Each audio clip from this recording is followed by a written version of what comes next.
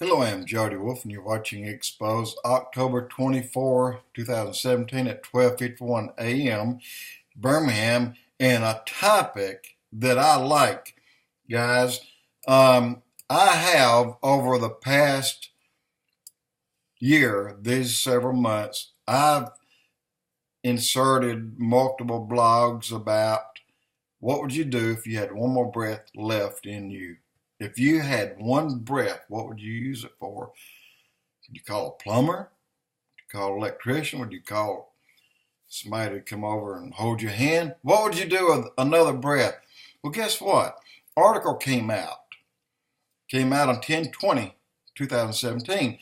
And it's what happened after you die. The brain keeps working long enough for thoughts to form.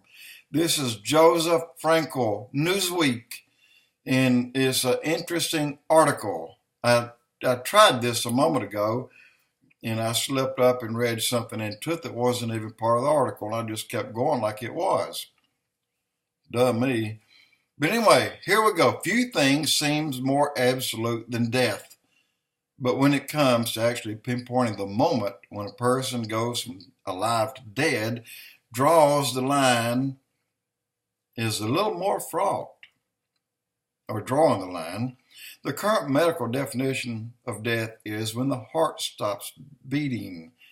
In an interview with Live Science, NYU, Langoon Sam Panera, a pulmonologist who studies resuscitation, notes that from that point it takes up to 20 seconds before brain waves are no longer detectable. According to Panera, this sets off a longer chain of processes that leads to brain death. If you manage to restart the heart, which is what CPR attempts to do, you'll gradually start to get the brain functioning again.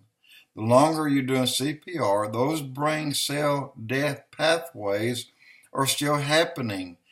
They're just happening at a slightly slower rate, Panera told Live Science.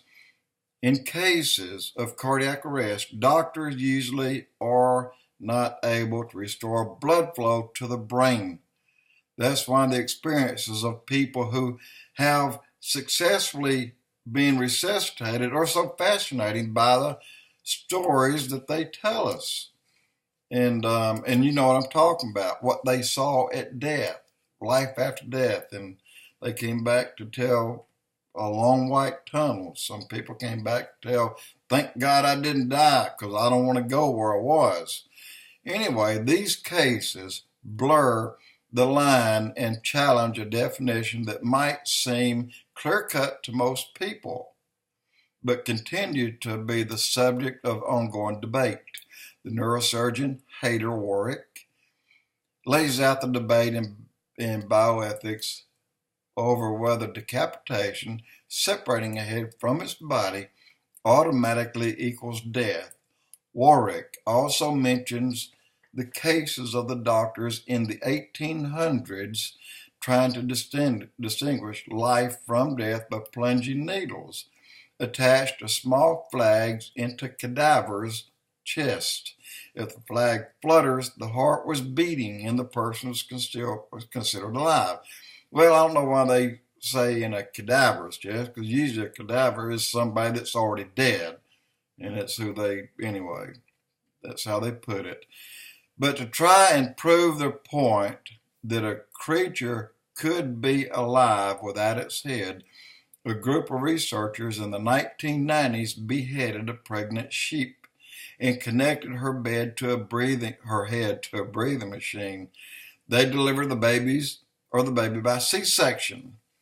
There's no ambiguity here. The sheep remained alive during the experiment, the researchers wrote, concluding decapitated animals are not necessarily dead. I've heard that in animals. I've heard it multiple times. And back when I was a youngin', and I'm talking about a long time ago, we had chickens and got ready to have Sunday dinner right after church. Daddy'd go out in the yard and chop a head off in about 15 minutes. It was in the grease frying. Well, one man did that, and he noted that his chicken just kept running around, and he had to catch it. And the man actually used tweezers and fed it because it was such a clear cut.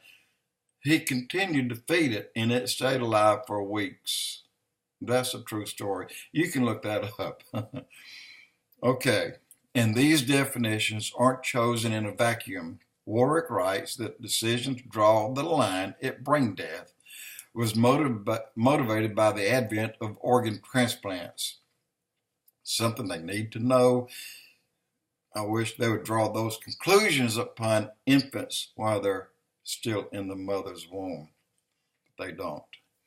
Once organ transplants became possible, doctors needed a clear-cut marker of when a person was dead enough to remove the organs. The doctor who performed the very first heart transplant in South Africa gave the donor a lethal injection to remove any room for debate.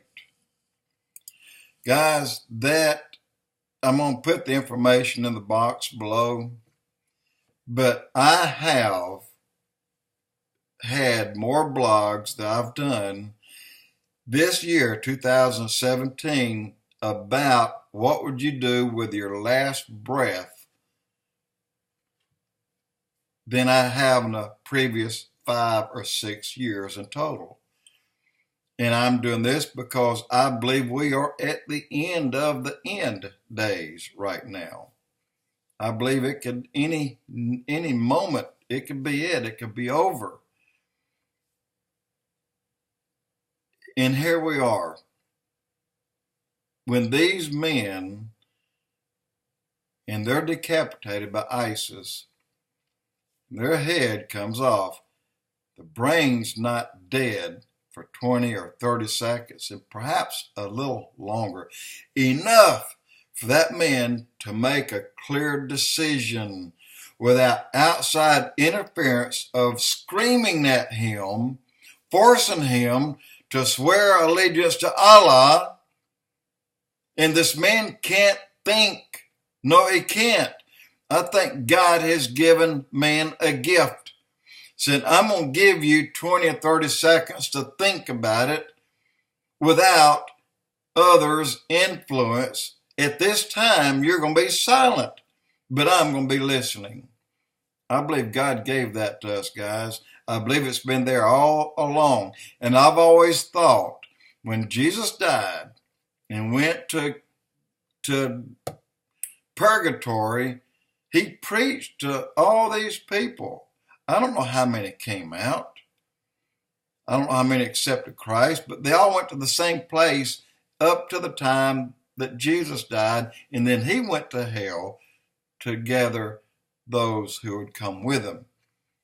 Now, with that said, I believe in all my heart that when you hear across the board that there may be 10 or 15% of our world's population in heaven when the 1,000 years began, meaning very few were raptured when the rapture occurred, when the church was taken out. I believe that changes. Now, as far as few being raptured, I agree. There may be a few raptured. But at death, I believe God has given a gift to every man and woman that without that interference, without anything else in your mind, I'm here. Talk to me. And I believe that person, I believe a major majority of the people will call out to God. I believe heaven is going to be a lot more populated than people think. I believe it. I believe we have a God so good that he's given that to man. He just wants that man one time to acknowledge, Jesus is Lord and I belong to you, God. So I believe it's a gift that we have, and but I wouldn't wait for that to happen just in case. Jody Wolf Expoz.